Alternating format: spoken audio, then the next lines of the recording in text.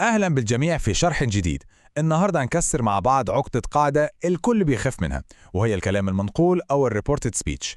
يلا بينا نكتشف إنها أسهل بكتير من اللي بنتخيله. في دقايق هنكون محترفين فيها. خلينا نتخيل الموقف ده. واحد صاحبنا قال جملة مهمة ومحتاجين ننقلها لشخص تالت. يا ترى ايه أول حاجة بتيجي في بالنا؟ ازاي بنصيغ الجملة؟ هو ده بالظبط اللي هنعرفه النهاردة. ودي خريطة الطريق بتاعتنا النهاردة. هنبدأ نفهم الأول يعني إيه أصلاً كلام منقول. بعدها على طول هنتعلم الأداة الأساسية بتاعتنا، الفرق بين said و told. وأول ما نمسك الأداة دي في إيدينا هندخل في قلب الموضوع ونكتشف الثلاث تغييرات السحرية اللي بتحول أي جملة، وهنطبق كل ده على الأسئلة والأوامر، وفي الآخر هنلم كل ده في خلاصة سريعة وبسيطة. تمام، يلا بينا ندخل في الموضوع على طول. أول حاجة محتاجين نفهمها كويس هي الفكرة الأساسية ورا الكلام المنقول. خلينا نبني الأساس صح. ببساطة شديدة، الكلام المنقول هو إننا بنكون زي المترجم لكلام حد تاني، بنشيل كلامه من علامات التنصيص دي وبنعيد صياغته. لكن أهم تعديل، وده مفتاح القاعدة كلها، هو إننا بنغير زمن الفعل. ركزوا في النقطة دي كويس قوي. بصوا كده على المثال ده اللي بيلخص اللعبة كلها.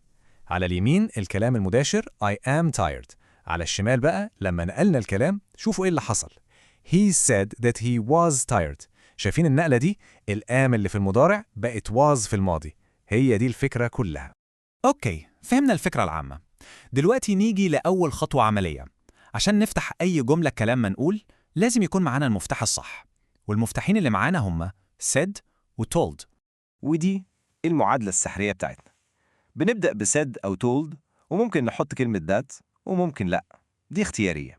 وبعدها بنحط الجملة بعد التعديلات اللي هنتكلم عليها كمان شوية. بسيطة صح؟ طيب إيه الفرق؟ القاعدة سهلة جدا وما فيهاش أي لخبطة. لو هنقول الكلام ده لمين يبقى لازم نستخدم told. لو مش هنذكر الشخص اللي بنكلمه بنستخدم said. يعني he told me that أو he told the manager that. لكن he said that وخلاص. سهلة قوي. تمام قوي. دلوقتي وصلنا لقلب الموضوع، الثلاث مكونات الأساسية اللي هتخلي أي جملة كلام منقول صح 100%.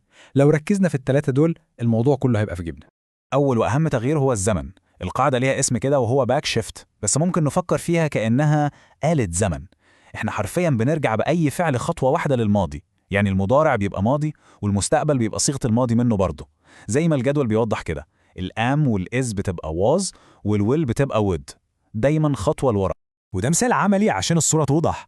لو الجملة الأصلية I play football وده مضارع بسيط، لما ننقلها لازم نرجع بالزمن خطوة فهتبقى ماضي بسيط، يعني هتكون he said that he played football. الموضوع منطقي جدا. التغيير التاني ده بديهي ومنطقي جدا، الضمائر. لما أنا بنقل كلام شخص تاني طبيعي إني أغير الضمير عشان يعبر عن وجهة نظري أنا كواحد بيحكي. يعني لو هو قال أنا هقول هو، لو قال إحنا أنا هقول هم.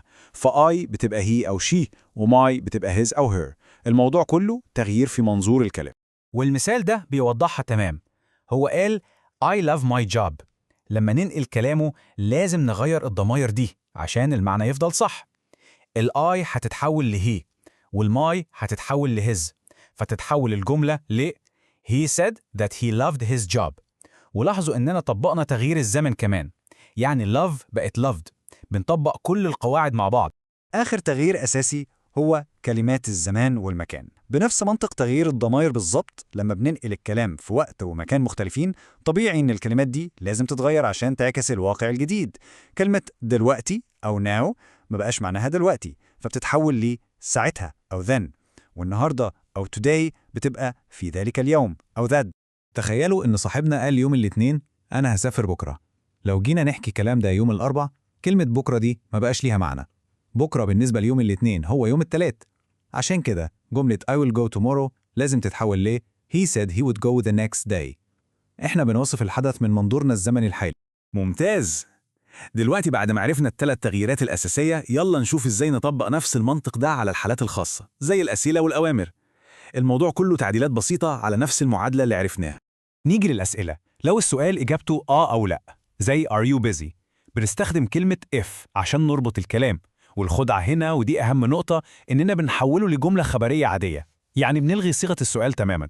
الجملة بتتقلب وتبقى He asked if I was busy، مش if was I busy. ومفيش علامة استفهام في الآخر طبعاً. ودي بقى الغلطة اللي تقريبا الكل بيقع فيها. لما السؤال يبدأ بوات أو وير بنسيب الأداة زي ما هي، لكن بنعمل نفس اللي عملناه في السؤال اللي فات بالظبط. بنقلب الجملة ونحولها لصيغة خبرية. بصوا على الشاشة. ما ينفعش أبدا نقول he asked where did I live أو where do you live. ده غلط تماما. بنحذف الفعل المساعد ونرجع الفعل الماضي، وتبقى he asked where I lived. جملة خبرية عادية جدا. أما الأوامر فدي أسهل حاجة في الدرس كله. القاعدة بسيطة ومباشرة. بنستخدم told وبعدها الشخص وبعدين to والفعل في المصدر. ولو الأمر بالنفي بتبقى not to. يعني open the door بتبقى he told me to open the door.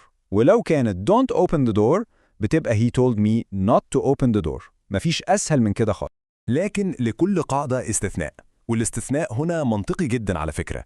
لو الكلام اللي بيتنقل ده حقيقة علمية ثابتة أو حقيقة عامة ما بتتغيرش مع الزمن، زي إن الشمس بتشرق من الشرق، هنا مش بنرجع بالزمن، بنسيب الفعل في المضارع.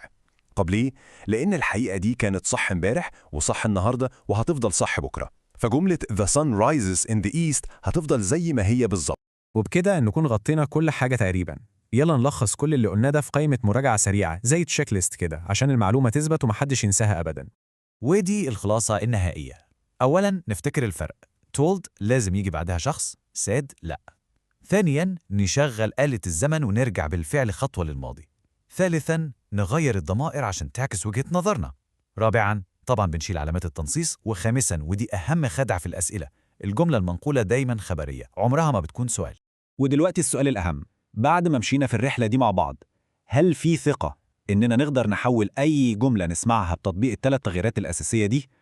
الإجابة لازم تكون أيوة وبكل ثقة. جربوا تطبقوها من النهاردة وهتلاقوا الموضوع بقى تلقائي جدا مع الوقت. شكرا لمتابعتكم.